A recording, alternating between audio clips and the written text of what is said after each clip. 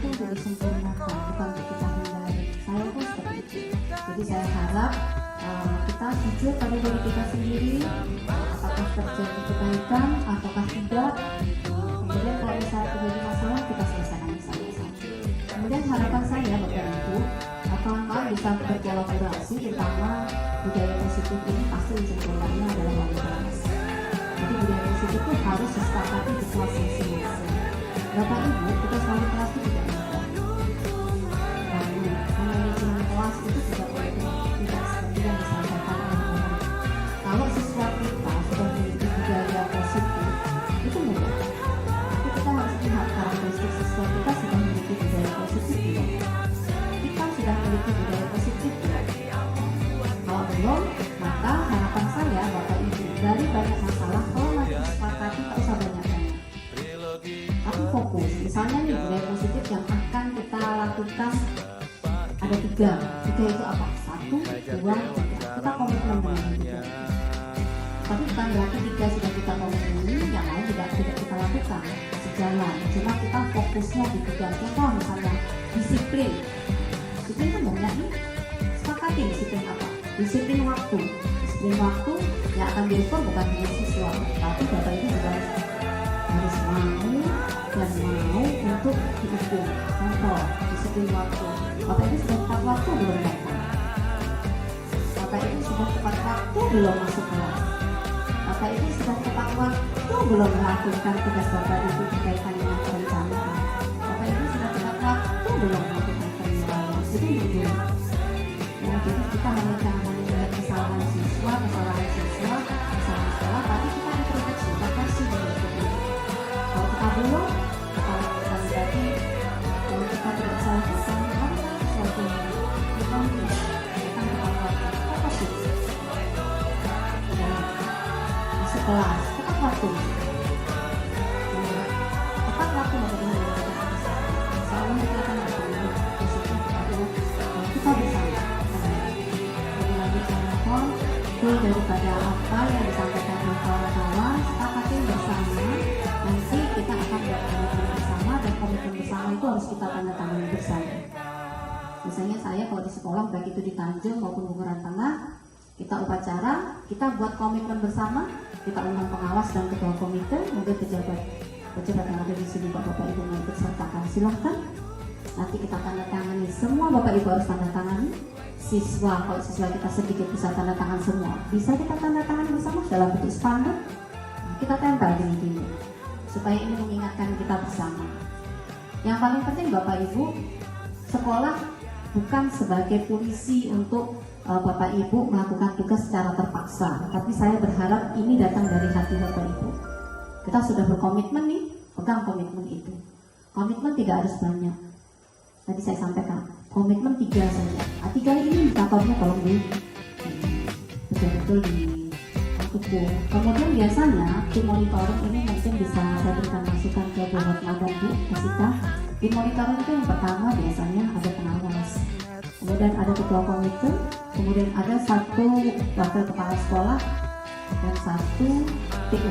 Mungkin karena TU yang mengevaluasi kinerja daripada TU, mungkin bisa sebagai tim monitoringnya Bu Ibrahim, karena Bu Ibrahim megang tim monitoring dari Bapak Terbit, ada kawan-kawan gitu. Seperti itu. Jadi kalau memang ada nanti progresnya dihitung, progresnya dinilai, silakan dinilai secara kontinu. Bapak Ibu harus belajar melakukan ini.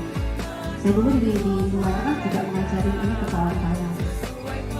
Apapun masalah diidentifikasi, kita selesaikan bersama. Jadi kalau ada masalah kita bersama, bukan masalah guru Kemudian berkaitan dengan kelas, saya mohon mungkin bisa nanti dibuat semacam lomba, Bu Ane, Bu Hotma dengan Bu Masita, kalau aja sih bisa jadi masalah. Jadi nanti dari indikator itu, mana yang terbaik, kita berikan hadiah. Minimal yang terbaik kan dari 1 ya. Kita berikan, mungkin bisa per bulan, itu sebuah penghargaan yang luar biasa. Kalau seperti itu sih saya rasa saya nggak kepikiran itu.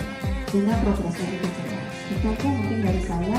Mudah-mudahan yang kita sepakati nanti adalah sesuatu yang memang betul-betul akan memiliki efek yang luar biasa.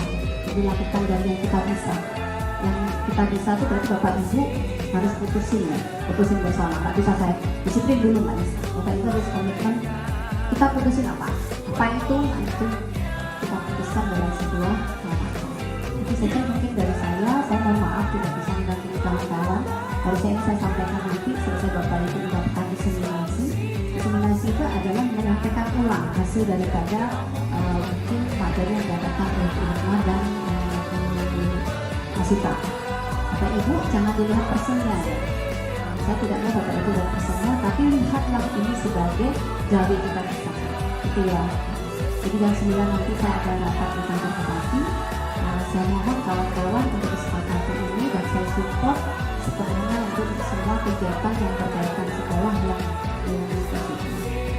Dengan mengucapkan Bismillahirrahmanirrahim, diseminasi budaya positif peserta Kedua Bintang Timur tanggal 26 bulan Juli tahun 2023 secara resmi saya nyatakan dibuka. Demikian dari saya, lebih terkurang saya mohon maaf. Saya akhiri wabillahi taufiq wal hidayah. Assalamualaikum warahmatullahi wabarakatuh. Baik, terima kasih banyak pada Ibu Kepala Sekolah SMK Ibu Bumuran Timur yang telah mensupport kegiatan. Assalamualaikum warahmatullahi wabarakatuh.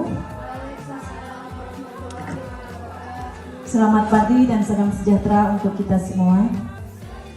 Yang terhormat Kepala ACFN 2 Bumuran Timur atau yang mewakili, yang kami hormati Bapak Ibu Guru dan staf tata usaha SMKN 2 Bumuran Timur.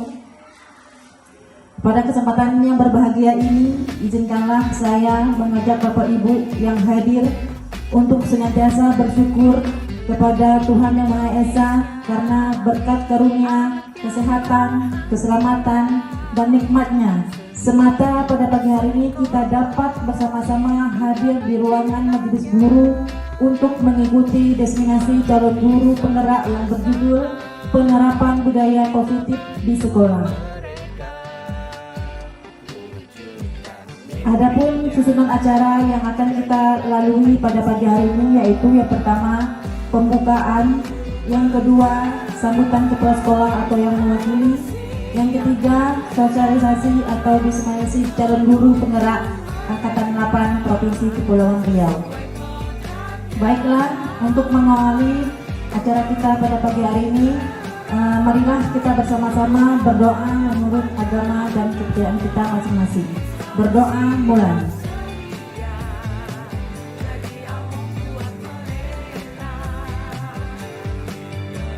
Doa selesai. Acara selanjutnya yaitu sambutan kepala sekolah yang akan diwakilkan oleh Ibu Wakakur yaitu Ibu Misnawati SPD. Kepada Ibu kami persilakan.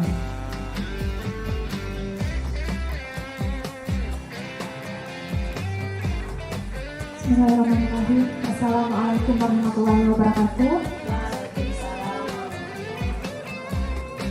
Yang saya hormati majelis guru beserta staf tata usaha dan yang kita banggakan bersama Ibu CGP kita, Ibu Masita. Pertama-tama marilah kita panjatkan puji syukur kehadirat Allah Subhanahu wa Ta'ala yang telah memberikan kita kesempatan sehingga hari ini kita bisa hadir untuk melancarkan acara diseminasi dari calon guru penggerak yang ada di sekolah kita.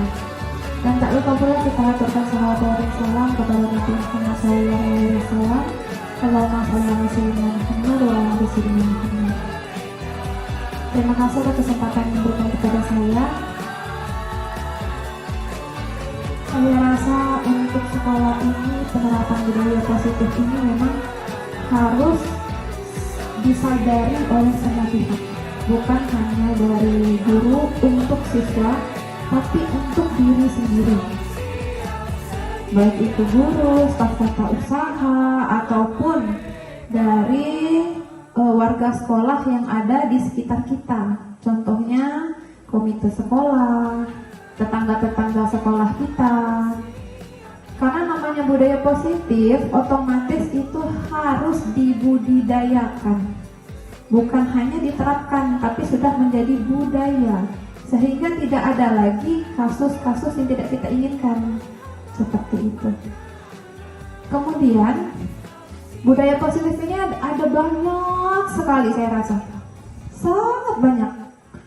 Tapi bagian mana yang kita misunderstanding? Disitulah adanya peran dari CGP untuk meluruskan. Selama ini bukan setiap sekolah tidak melaksanakan budaya positif, tidak, semuanya sudah melaksanakan. Tapi apa di situ yang kurang? Nah, mari kita sama-sama belajar, sama-sama introspeksi diri. Oh, ternyata kemarin kurangnya di sini, berarti harus kita lebihkan di sini. Bukan berarti dengan adanya yang disampaikan oleh CGP ini kita merasa wah kayaknya saya disalahkan, bukan. Tapi kita sama-sama evaluasi agar sekolah kita menjadi lebih baik ke depannya. Saya rasa itu saja yang dapat saya sampaikan. Semoga acara dari CGP kita hari ini berjalan dengan sukses dan akan lulus dengan hasil yang maksimal. Amin, amin, ya rabbal alamin. Saya akhiri, wabillahi taufiq wal hidayah. Wassalamualaikum warahmatullahi wabarakatuh. Baiklah, kita masuki acara inti pada pagi hari ini, yaitu sosialisasi dari calon guru penggerak oleh Ibu Masita SE. Kepada Ibu, kami persilakan.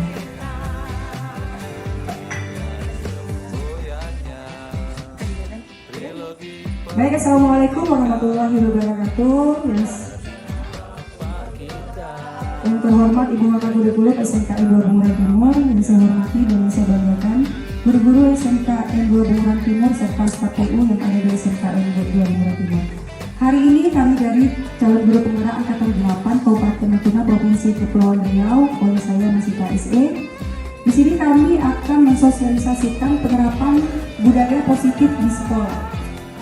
Lanjut, nah ini adalah penyemangat kita dari Bapak Kinerja Dewantara. Beliau mengatakan dengan adanya budi pekerti, tiap-tiap manusia berdiri sebagai manusia merdeka, berpribadi yang dapat memerintah atau menguasai dirinya sendiri.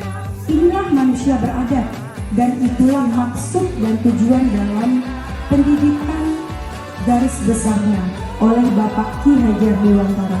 Mudah-mudahan kata bijak dari Bapak Pendidikan Ki Hajar Dewantara ini menjadi motivasi atau penyemangat awal kita, penyemangat awal semester kita pada semester tahun ini. Lanjut, nah di sini Bapak Ibu.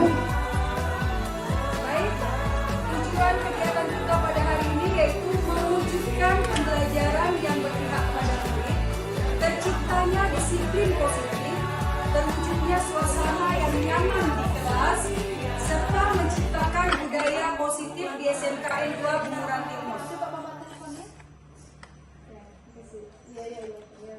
Tolak ukurnya dari kegiatan kita pada hari ini yaitu murid mampu membuat kesepakatan kelas sesuai dengan nilai-nilai profil pelajar Pancasila.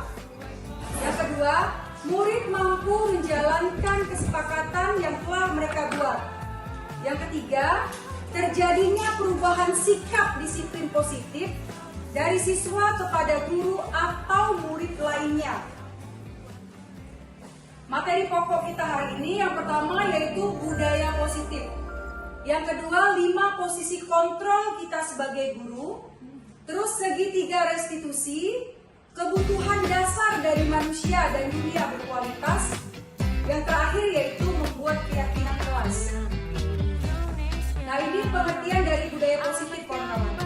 Budaya positif di sekolah ialah nilai-nilai atau keyakinan-keyakinan atau kebiasaan-kebiasaan di sekolah yang berpihak kepada murid. Jadi di sini kawan-kawan yang kita bicarakan ini selalu murid, murid, dan murid. Bukan kita sebagai guru, bukan kita TU, bukan kita kepala sekolah atau siapa, tapi kepada murid. Karena seluruh pembelajaran yang ada di sekolah itu berpihak kepada murid. Nah, ini budaya positif yang sudah dilakukan di sekolah ini. Seperti ini sudah kita lakukan ya, gotong royong. Ini nilai-nilai positif ya kawan-kawan ya. Ini ada nilai religius, ada 5S, ini ada keuangan kurikulum. Ini sudah ada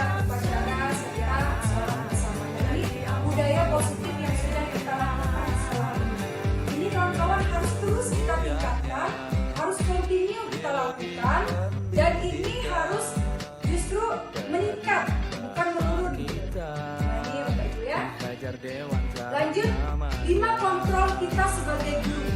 Nah, menurut Dr. William Glazer, melalui serangkaian riset dan berdasarkan pada teorinya, Gosden berkesimpulan ada 5 kontrol yang harus dimiliki oleh kita sebagai guru.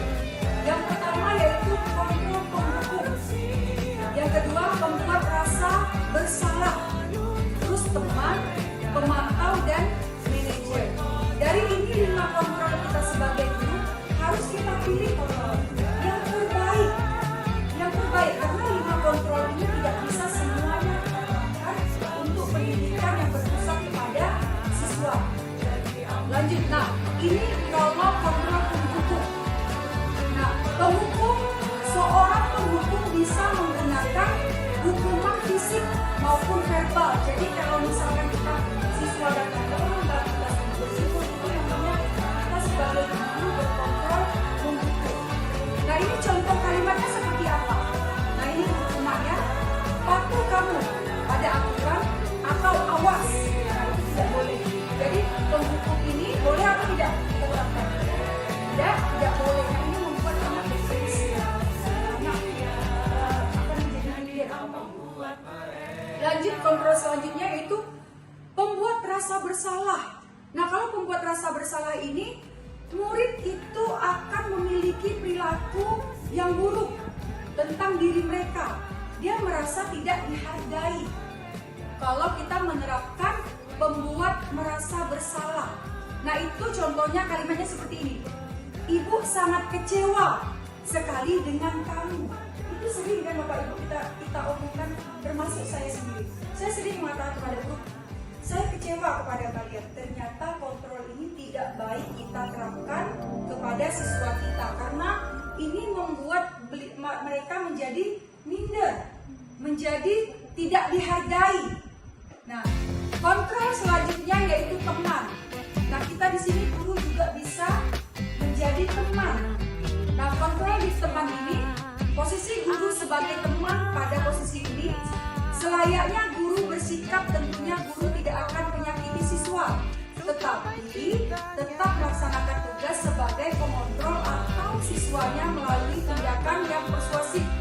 Contohnya, guru mengajak dengan kata, ayo bantu. Itu sering kan kita sering bilang sama siswa, ayo nak, tolong dulu. Ini boleh kita, tapi juga kurang tepat penerapannya kepada siswa kita. Selanjutnya, kontrol sebagai pemantau. Nah, sebagai pemantau ini boleh kita terapkan kalau pemantau ini. Jadi memantau berarti mengawasi. Pada saat kita mengawasi, kita bertanggung jawab terhadap perilaku orang-orang yang kita awasi. Contohnya begini, peraturannya apa? Apa yang telah kamu lakukan? Nah, itu contoh-contoh kalimatnya. Jadi biasa kan kita ngomong ke anak kita, kamu melakukan apa hari ini? Apa yang kalian lakukan? Apa tanggung jawab kalian sebagai murid? Ya? Itu contoh kita. Kontrol yang kelima yaitu kita guru sebagai manajer. Nah, ini kontrol terbaik yang bisa kita lakukan untuk menjadi seorang guru. Nah, di kontrol ini adalah posisi manajer adalah posisi di mana guru berbuat sesuatu bersama dengan murid. Jadi di sini kita bersama-sama murid. Jadi ini melatih mereka untuk bertanggung jawab atas perilakunya, mendukung murid agar dapat menemukan solusi. Jadi di sini kita bersama-sama dengan murid, Bapak Ibu. Kita selaku manajer, kita mengajak murid kita untuk menemukan solusi dari setiap permasalahannya, melatih mereka untuk mandiri dan membuat mereka menjadi orang yang bertanggung jawab. Nah, kontrol inilah kontrol yang terbaik kita lakukan sebagai guru. Lanjut, nah ini contoh kasusnya ya Bapak Ibu. Bapak dibaca. Oke Bapak Ibu, ini adalah contoh kasus dari kita menerapkan 5 kontrol guru itu. Ini contoh kasusnya, guru matematika dan wali kelas 8, Ibu Santi sakit. Benar ya? Ibu Santi sakit sehingga tidak dapat masuk dan mengajar. Akhirnya dicarikanlah guru pengganti, namanya Ibu Eni. Ibu Eni baru 2 tahun menjadi guru di SMP. Nah, beberapa murid perempuan, Vivi dan Natali, mengetahui kalau Bu Eni ini baru 2 tahun mengajar. Jadi, Vivi dan Natali ini mulai menggunakan kesempatan bersikap seenaknya, tertawa dan tidak mengindahkan kehadiran Ibu Eni.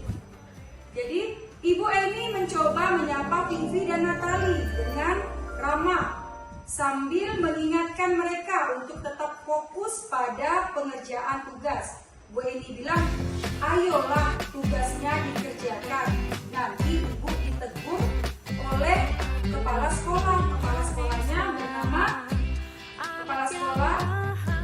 Ya, tolong Ibu, bantu Ibu, kata Bu Eni. Tolonglah, ingat ya, di garis bawahi Bu Eni mengatakan di garis bawahnya, tolonglah bantu Ibu, nanti Ibu dimarahi oleh kepala sekolah.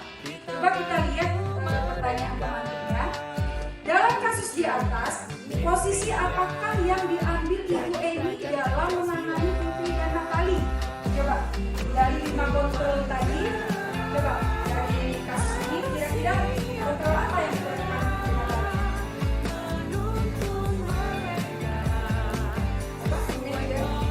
Coba tadi kan ada bahasa ayolah, teman. Ya, karena ada ayolah ini jawabannya ya. Ini juga saya di RMS ini sudah saya dari asli. Jadi di sini yang dilakukan oleh Ibu Vivi adalah dia sebagai kontrol ke teman, karena ada bahasa ayolah tugasnya dikerjakan. Nanti Ibu ditegur kepala sekolah kalau kalian tidak mengerjakan tugas. Tolong. Nah, itu gurunya sebagai teman. Jadi kalau misalkan Bapak Ibu guru di dalam kelas mengatakan seperti itu, berarti kita kontrolnya sebagai teman. Jadi kita harus tahu Bapak Ibu, dengan kontrol ini kita harus tahu kontrol apa yang sudah kita lakukan. Jadi pilihlah kontrol yang terbaik. Lanjut ke materi selanjutnya, yaitu penerapan segitiga restitusi. Nah, kapan kita menerapkan segitiga restitusi? Saat siswa melakukan kesalahan. Nah, apa sih yang dimaksud dengan segitiga restitusi? Nah, segitiga restitusi merupakan salah satu cara memperbaiki diri untuk mewujudkan disiplin diri. Segitiga restitusi adalah proses menciptakan kondisi bagi murid untuk memperbaiki kesalahannya, sehingga karakter mereka lebih kuat ketika kembali ke kelompoknya. Jadi Bapak Ibu, kalau kita menghadapi siswa yang mengalami kesalahan atau membuat kesalahan, kita harus menerapkan yang namanya penerapan segitiga restitusi. Nah, kita lanjut ya. Apa saja sih isi dari segitiga restitusi ini? Nah, ini Bapak Ibu. Yang pertama, menstabilkan identitas yang harus kita lakukan. Yang kedua, validasi tindakan yang salah. Yang ketiga, baru kita menanyakan keyakinan. Nah, nanti ini ada contohnya Bapak Ibu, biar kita lebih paham bagaimana sih kalau kita awal mula ketika kita menangani siswa yang bermasalah. Yang pertama, apa yang kita lakukan? Menstabilkan identitas. Nah, contohnya seperti apa? Misalkan gini Bapak Ibu, si Niko datang terlambat. Saat Niko datang terlambat, itu guru memanggil kan, pasti kan kita panggil kan. Nah, waktu kita menstabilkan identitasnya, kita tanya dulu ya, Niko, Ibu dengar dari ketua kelas, Niko datang terlambat ya. Nah, itu menstabilkan identitas. Kita tanya dulu ya. Nanti ketika dia jawab, iya Bu, kita tanya lagi, kenapa terlambat? Oh, saya membantu Ibu sehingga saya terlambat. Nah, itu kalimat menstabilkan identitas. Terus yang kedua, validasi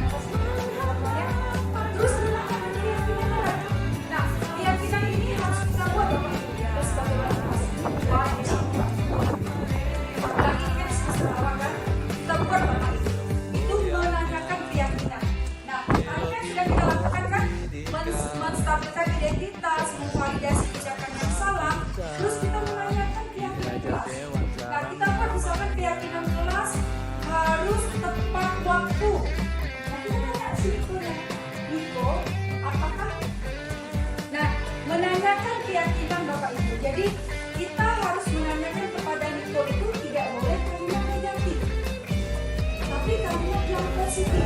Kita tanyakan kepada Niko tentang keyakinan kelas yang telah disepakati. Apa keyakinan kelasnya? Tidak boleh. Apa tidak boleh?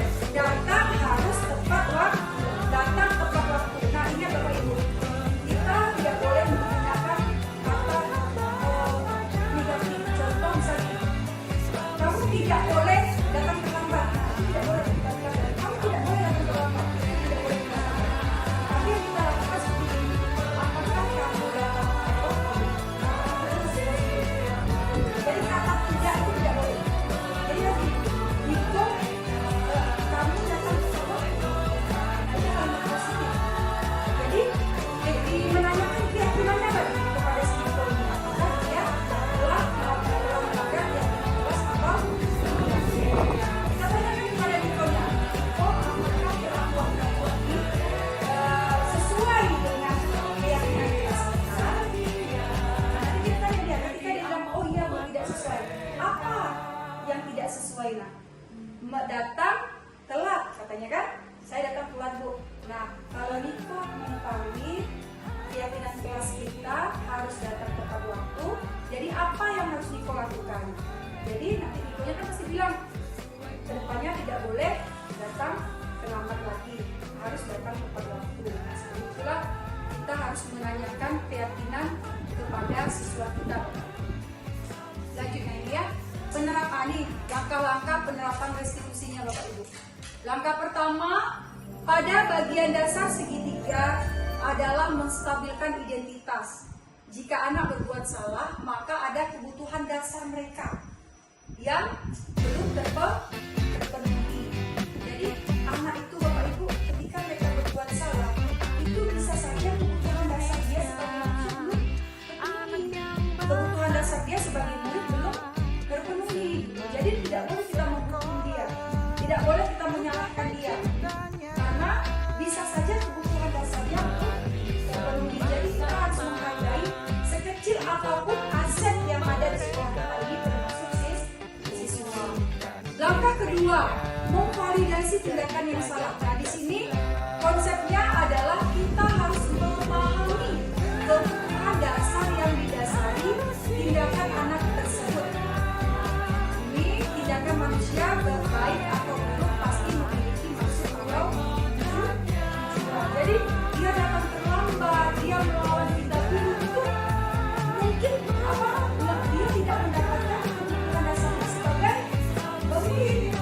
Nah itu tidak boleh kita salahkan dia karena baik atau buruk tindakannya memiliki tujuan. Yang ketiga, langkah ketiga yaitu menanyakan keyakinan. Nah teori kontrol yang menanyakan bahwa kita pada dasarnya termotivasi secara internal ketika langkah 1 dan 2 sukses dilakukan. Nah ini Bapak Ibu, ketika kita sudah menstabilkan diri kita, kasih validasi. Nah ketika langkah itu sudah sukses, baru kita bisa memasuki langkah menanyakan terkait keyakinan kelas.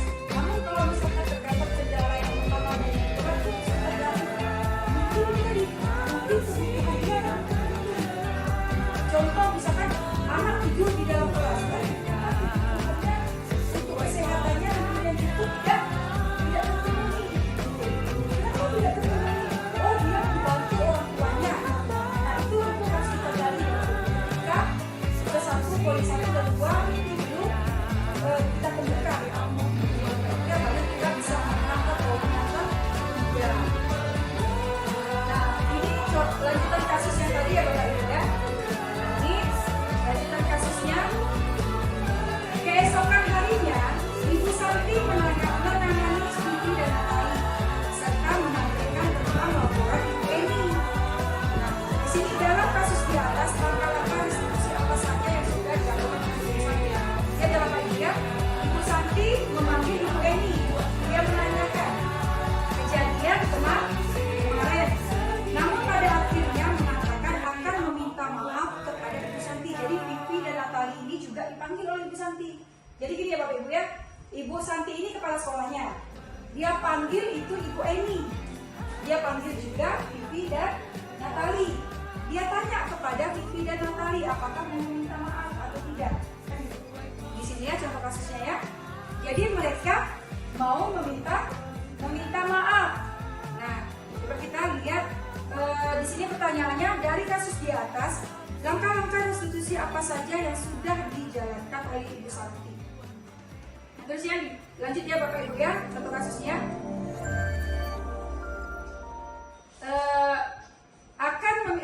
Vivi dan Natali akhirnya akan meminta maaf dan menanggapi bahwa tindakan itu boleh saja dilakukan bila mereka sungguh-sungguh ingin meminta maaf. Namun Ibu Santi menanyakan kembali, apa mereka bisa lakukan untuk menggantikan rasa tidak dihormatinya Ibu Eni tadi. Kan Ibu Eni ini kan rasa tidak dihormati ya. Jadi Ibu Santi menanyakan apa langkah-langkahnya. Ternyata langkah-langkahnya si Vivi dan Natali yang pertama dia main minta maaf. Terus Ibu Santinya tanya lagi, apa yang langkah-langkahnya? Kata Ibu Natali, dia akan mendatangi Ibu Eni dan dia mengusulkan kepada Ibu Santi kalau Ibu itulah yang akan menggantikan ibu yang tidak hadir. Lanjut ya Bapak Ibu ya. Nah ini adalah jawaban saya kepada Ibu Santi. Langkah-langkah yang sudah dijalani Ibu Santi itu sudah sesuai dengan langkah-langkah penerapan restitusi yang sudah dijalankan. Pertama, Ibu Santi sudah menstabilkan identitas dia sudah memanggil Bu Eni dan memanggil Vivi dan Natali. Terus dia sudah memvalidasi tindakan yang salah. Sudah kan? Dia menanyakan kepada Vivi dan Natali langkah-langkah apa yang mau mereka lakukan. Nah, terus dia juga sudah menanyakan keyakinannya kepada Vivi dan Natali. Jadi ya Bapak Ibu, nah ini kebutuhan dasar manusia dan dunia berkualitas. Nah ini Bapak Ibu sebagai manusia. Ini kalau yang namanya berkaitan dengan kebutuhan dasar ya kayak kita juga sebagai manusia ini memang kebutuhan dasar ini harus wajib kita penuhi. Mungkin satu atau lebih tetap harus dipenuhi. Nah ada 5 Bapak Ibu kebutuhan dasar manusia. Yang pertama kebutuhan untuk bertahan hidup.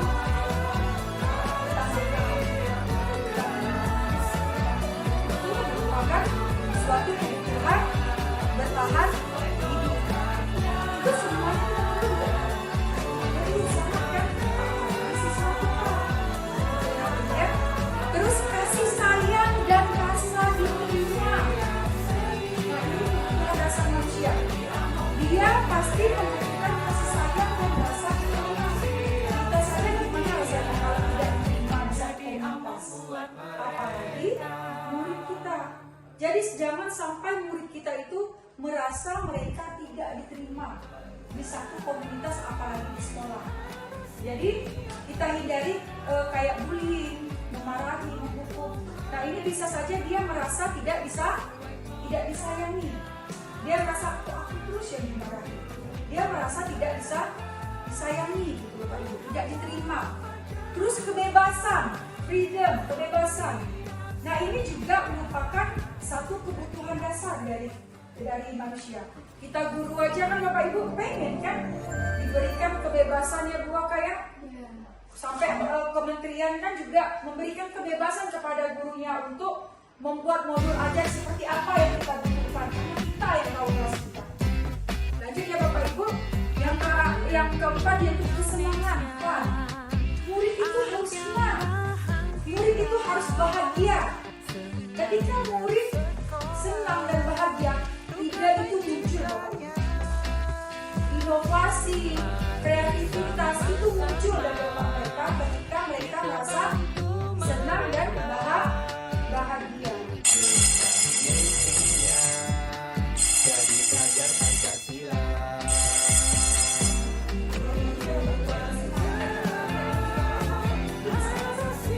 Kita juga sebagai gimana kalau kita tidak bahagia? Gimana kalau kita tidak merasa senang di sekolah ini? Ini penting ya Bapak Ibu ya. Jadi kita harus bisa membuat mahasiswa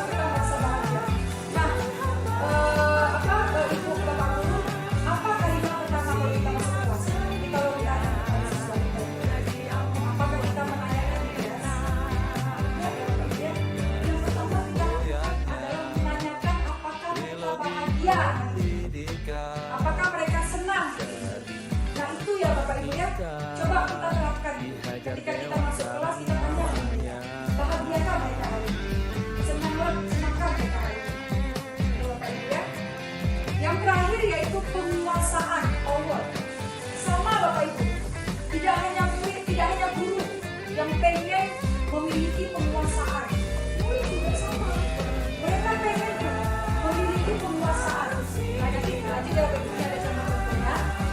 Apa namanya? Yang pertama, kebutuhan untuk bertahan hidup. Nah, seperti yang saya jelaskan tadi, kebutuhan bertahan hidup adalah kebutuhan yang bersifat fisiologis.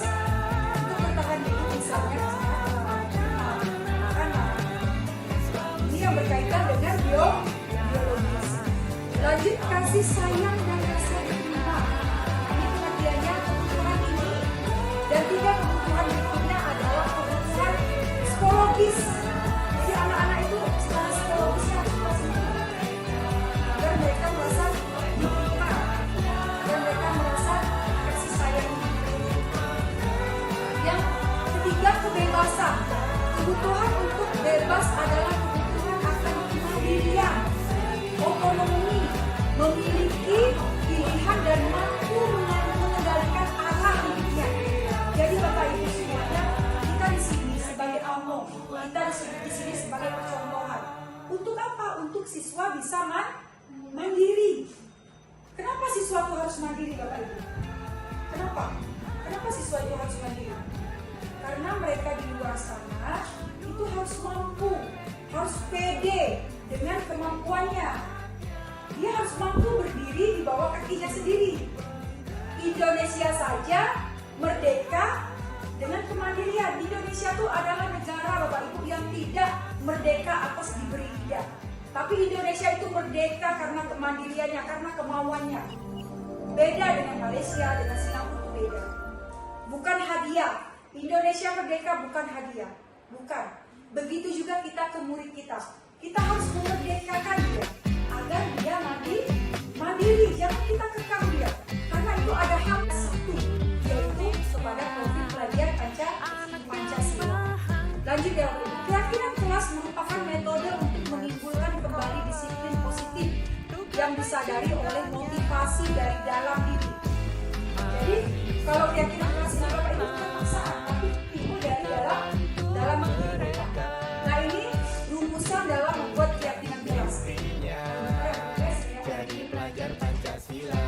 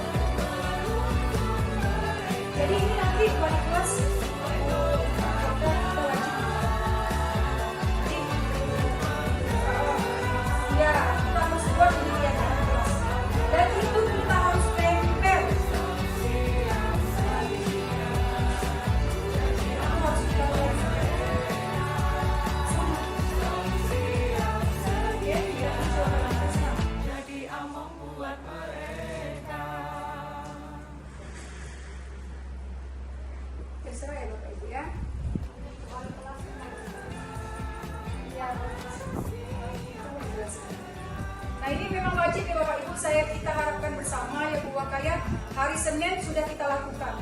Rumusan ini sudah kita lakukan kepada guru kita. Karena ini penting untuk proses pembelajaran ke depannya. Oke? Oke, saya ya.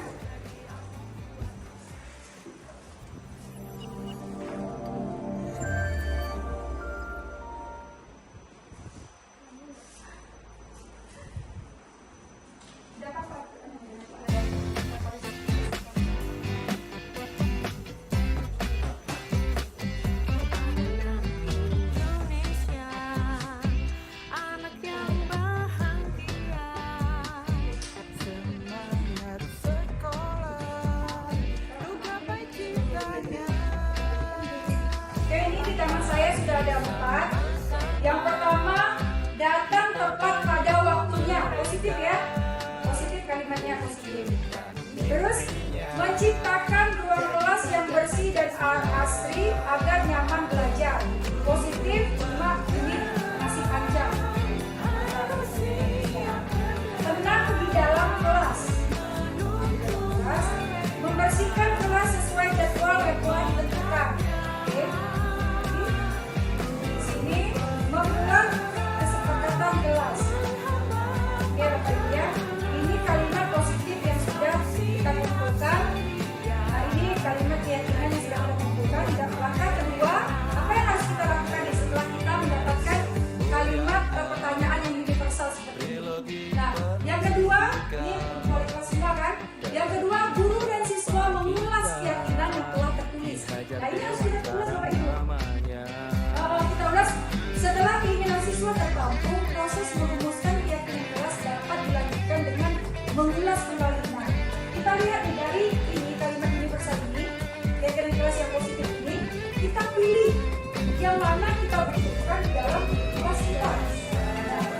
Misalnya ini, tenang di dalam kelas.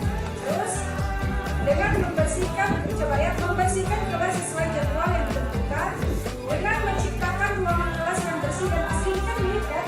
Nah, ini mirip, jadi ini pilih salah satu aja loh. Tapi buat kalimat yang satu kalimat positif, tapi dia merangkul keseluruhan.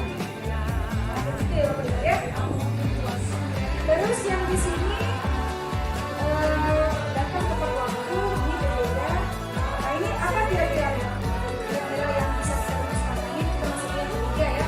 Guru dan siswa memiliki kelas yang penting. Menciptakan ruang kelas yang bersih, terus membersihkan. Ini mungkin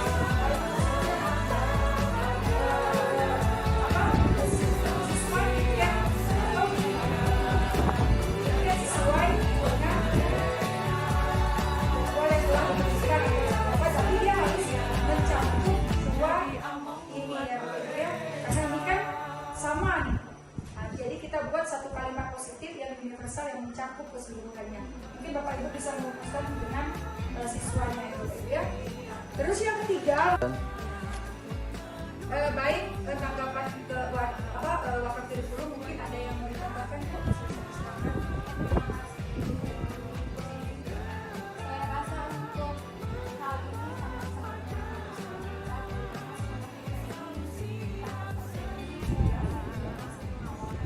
jadi kalau memang ada keyakinan kelas ini mulai dari kelas masing-masing, dari kelas ke siswanya membuat keyakinan untuk kelasnya masing-masing, nanti di follow up sama CGP, nanti CGP mengumpulkan semuanya dapat satu tanda petik yang memang dia dibuat oleh sekolah. Saya itu kita daripada kelas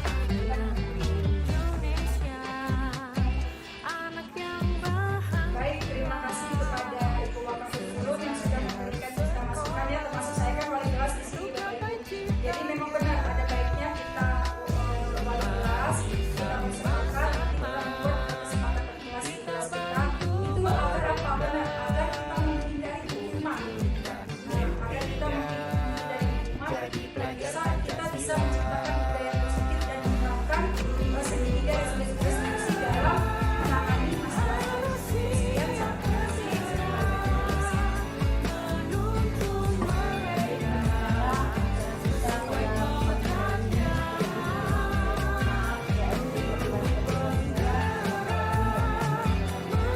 Waalaikumsalam.